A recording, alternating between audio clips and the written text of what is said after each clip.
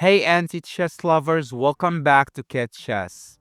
Today we have got something special. I am joined by none other than Miguel, a top player and great strategist. We are diving deep into the powerful a4 opening and the elusive right-wing bishop defense. Want to learn how to get an edge in your next game? You are in for a treat. We will also reveal common traps to avoid when playing these strategies. Trust me, you don't want to miss it at all. Hello everybody, welcome back to Kid Chess, and today we will analyze the closed rail opening with our special guest Miguel. He is from Peru and he's been playing for about 4 years now anti-chess, and he is a high-rated player, and he will be analyzing why he did this moves with me in the closed rail opening today. Miguel, please say hi to the audience. Hi guys, I'm Miguel. Kid said, I'm a Peruvian player. I'm playing like 4 years anti, and I am really a strong player.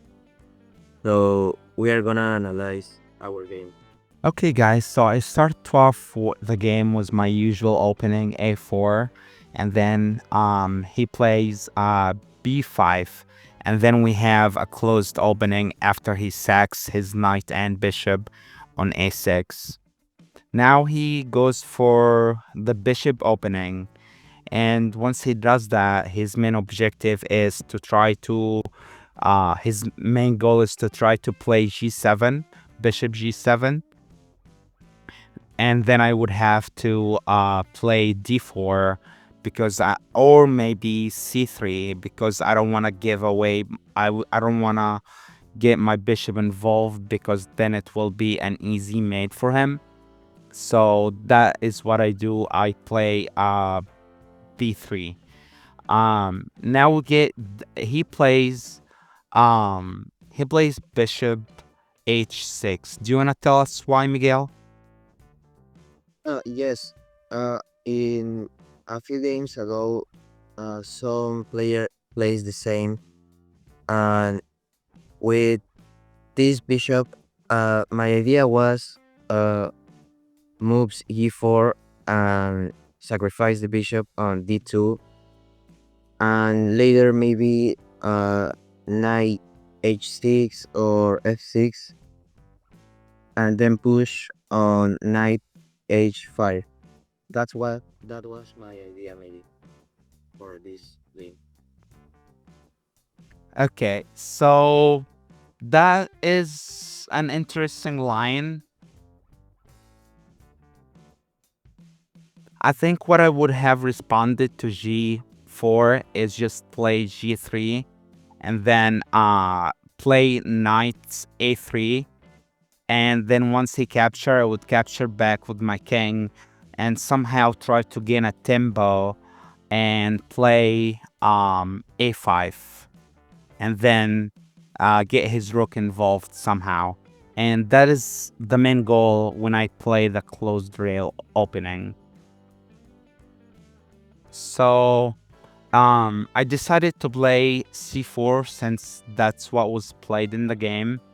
And he played, the main idea of c4 is that to get him to play d5, and then after we exchange and he comes up with a queen, I would play d2. That way attacking both his rook pawn as well as this pawn, and I was gonna take on this pawn right here, so, and also capture his king unless he takes this pawn to get my bishop involved.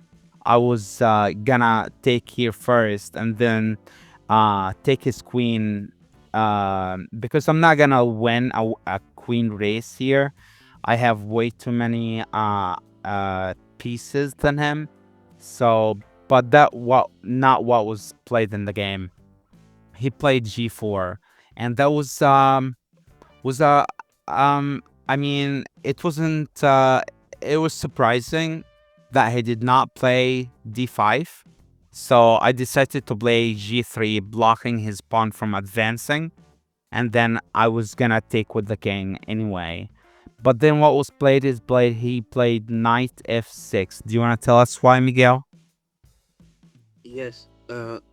My first idea was to play knight h6, but I think it doesn't work and it's time lose. So knight f6, you can play maybe e4, but it's also a time lose because I am pushing on g3 your king and also maybe in f2. So maybe I my idea was play knight d5 and then d6 blocking the pawn. Maybe after I gonna lose the queen with maybe queen b8, and also then c6, maybe the king on d8 or d7, and that was my idea in this moment. Okay. I mean, if you did play knight d5, I would capture, and you said you would follow up with d6. I would probably play either um I'm sorry, queen c2, attacking both of these squares right here, both of these pawns, trying to get your queen or rook involved, or maybe just play e3, trying to do this moves right here to get you to promote to something and win the game by that. But I did play. I did not wait.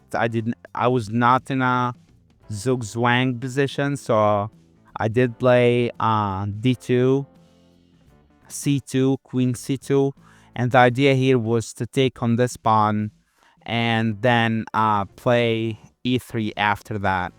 Um, but he does play knight e4, and I take, and then after that he plays queen b8. At this point I calculated that he would have to take twice before I have to take, because I was gonna take his I don't like queen races, so, or rook races, to be honest, unless I have fully calculated it. But I calculated this one, and he was gonna take twice or three times, and I was fine with that. But I knew that I have to take his queen at some point. So I take his e7 pawn, and then he takes this pawn. Now I take his d7 pawn, and he takes. And the idea is I would take the king after, so that he would have to take back with one of his rooks and get one of his rooks active. But then he takes the a6 pawn, and at this point I knew that I would have to capture next. But if he took with the rook first or took with the queen, I would just capture it and play maybe here, and it would go from there. But that's not what happened. He captured on my a6, and then I take his rook and we exchange, and then I would have to take his queen um, somewhere, somehow. But he takes my bishop, so I knew that this move was coming. He was gonna play queen takes f2, so I don't wanna have to worry about this pawn right here being taken and getting my rook involved. So I play knight g2. So you wanna tell us, Miguel, what is your train of thought like on capturing Yes. here?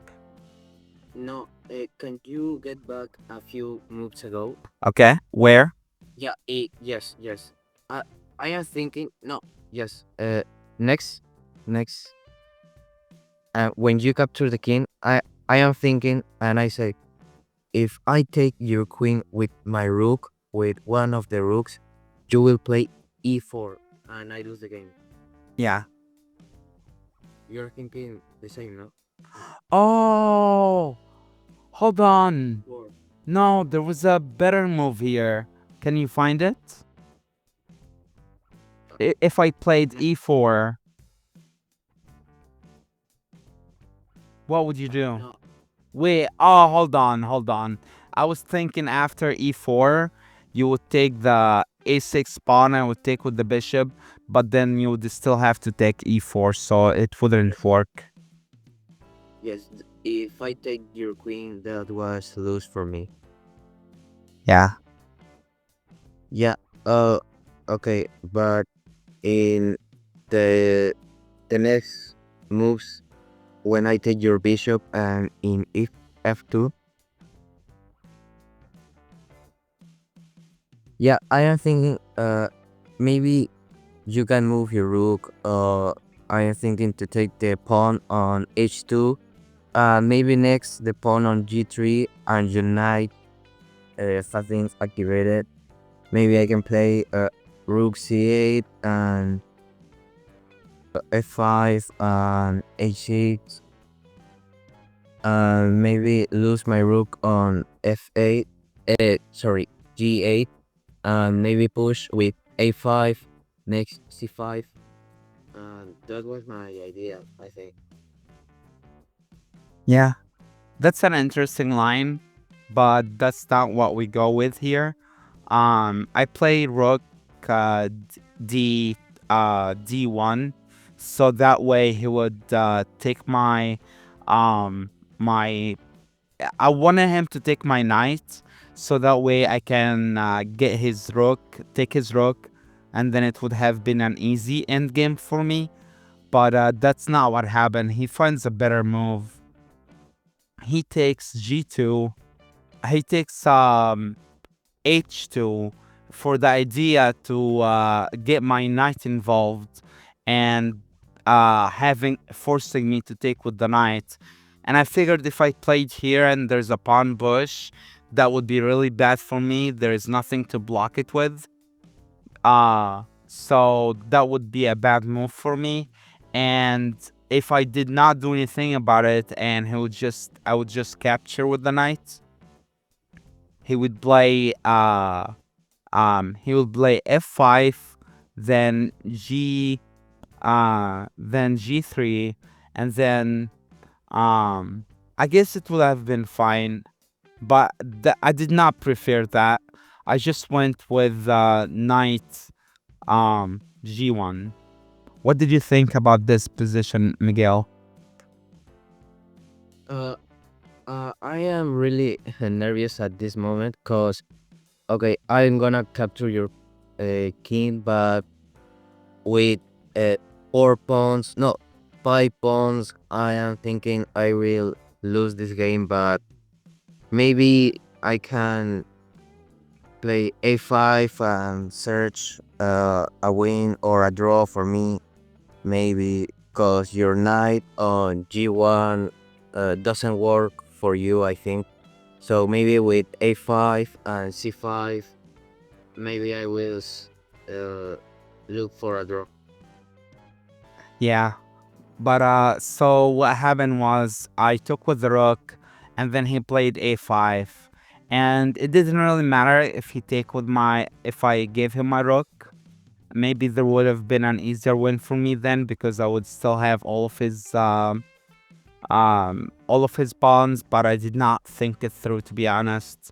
So I played um bishop a3, and then he sacks his c pawn, and then he sacks his rook and sacks his h pawn as well, and then he pushes. At this point, I have to stop him. I cannot play here, and if I play here, it would just lose. Well, maybe here, uh, maybe there, and then take with this, and then here, and then there. But I don't think it would have been a good position for me. So what I do was, I played knight. I stopped his pawn and played knight a3. What was your train of thought here, Miguel? when you move knight e3, my idea was push the pawn on f7 to f5, and if you move e4, maybe you are forced to move rook d3 and maybe next knight c2 and bishop bishop g7 to stop the pawns, but because you also can move your knight in b1. I think that knight h3 was the best move, because if you play e4, maybe it will be a draw position. Yeah. So that's what I do here. I played knight h3, and then I sacrificed my pawn, and then I just did a waiting move here, and when he played h2, I was thinking that he's going to go for a draw. Is that right, Miguel? Yes, where I want to take a bishop and draw position. Yeah, so if he was going to promote to a bishop, um, it would be an opposite color bishop, and that would have been a draw because it's a draw in anti-chess. And I wanted to win the game, so I wanted to take that pawn from the H file. So I play rook d1. And at this point, he bushes with. Why did you not promote? Why did you not sack your H pawn, Miguel? Uh, if I do that, my pawn on g file, maybe you can move rook h2, and after rook f2, I will lose the game. Rook h2. Rook h2, and me Hold on. if I play h1, the H rook was the rook h1. h1. Yeah. Yeah, next g3, and then you play rook f1. Rook f1. You mean Yes, f2? f1. My. No, cause the pawn takes Oh yeah. f1, I'm sorry. Rook f1. Yeah. and then g2, and then rook f2, and that's a easy win for white. Yeah. That would have probably been an easy win for me. Unless maybe what if you promoted to a knight here? Um. Oh, maybe I would play here. No, Then. you can play. You cannot. Oh, I can play here because it's protected twice. No, Well, no, I can play. I can play here. Hold on. If you promote it to a knight, I would sack here. No, it wouldn't work. Okay. no. Rook f3 if I take a knight, and then bishop g5, and maybe no. I thinking because you need to move your knight, and maybe you will lose in this position. So I am thinking after bishop g5, knight c2 or knight c4. That was a good move for white, and my knight have to be in now in yes. No, knight c4 was the best move for white if I take with the knight. Yeah. All right.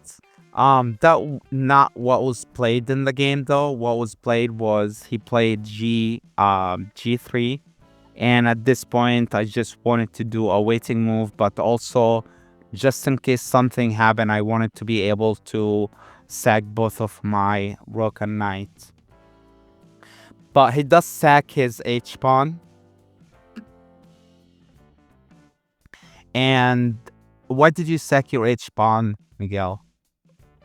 Because now I have uh, a a few moves.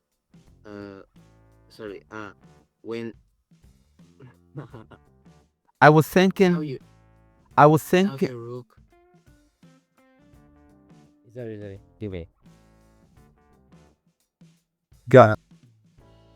Yeah, I your rook now is in b1, and you cannot be in f2, so that's why I push h1.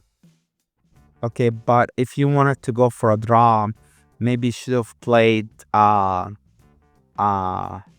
g2, then force me to sacrifice my rook and get a bishop. Uh, maybe, but you can play rook b3 and then knight c2. Um, well, okay, this will be a draw, but I am thinking need to push h1 to be. I am a aggressive player, so I play h1. I think that was a aggressive move. Okay.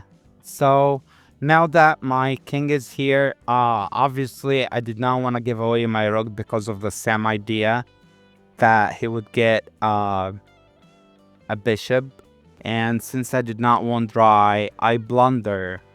I did not see his a pawn, a4 pawn, and at this point he should have just promoted to a bishop or a queen or even a rook, so that when I take his pawn, if he promotes to a rook, he would go here or there, and if he promotes to a king, I mean a bishop or a queen, he would just capture here the e3 pawn, and I would have to capture back with my bishop, and it would have been game over, and I would have lost. But he also did not see that I have to take on the a file, so he promotes to a king. And now he comes up. How? What was like?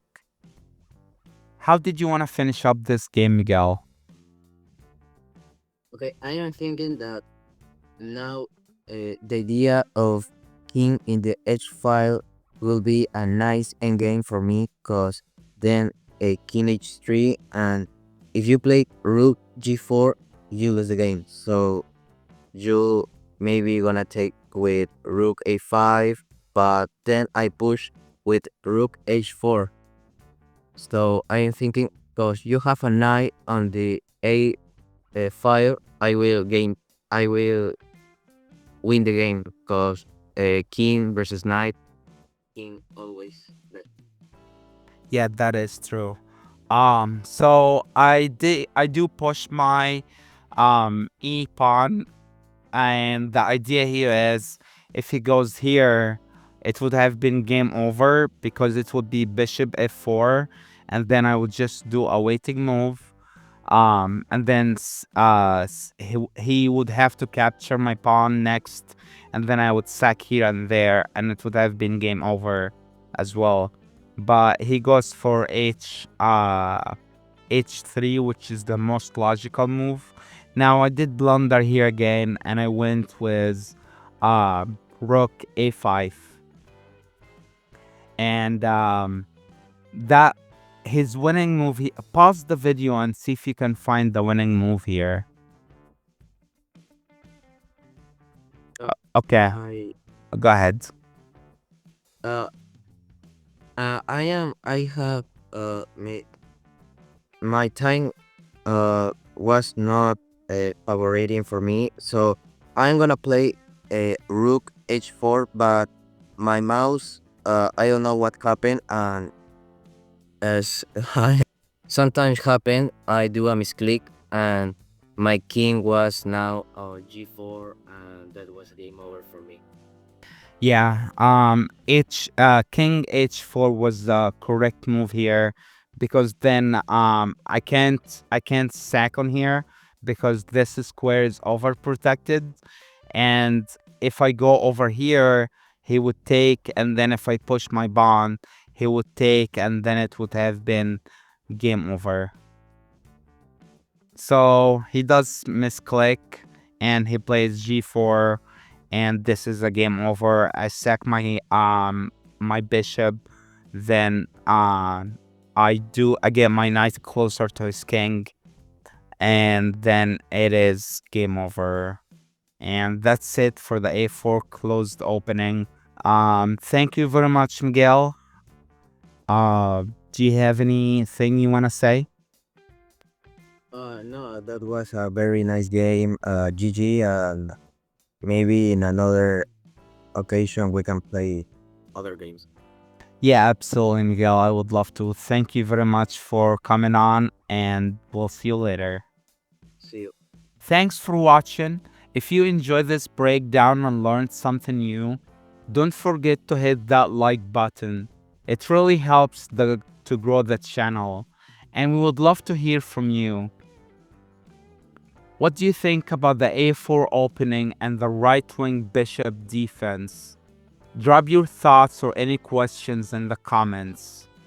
Also, don't forget to subscribe if you haven't already, and turn on the bell icon so you never miss our next anti-chess deep dive. We have got more exciting strategies and analysis coming your way. Take care and see you later.